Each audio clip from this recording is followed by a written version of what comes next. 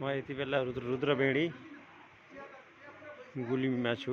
रुद्रबेडी धाम यो आश्रम हो। यहाँ राम मन्दिर हुनुहुन्छ। धर्म र क्षति भनेर लेख्नु भएको छ त्यहाँ मन्दिरको अगाडि। यो आश्रमहरू हो। वृद्धहरू हुनुहुन्छ। 38 जना वृद्धहरू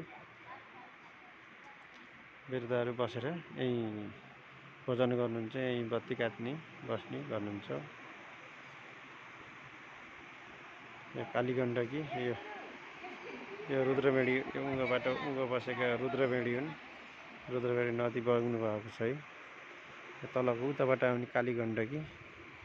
यहाँ वृद्धाश्रममा बस्ने आमाहरू हुनुहुन्छ है। हाम्रो म्याडमले हेरिरहनु भएको छ।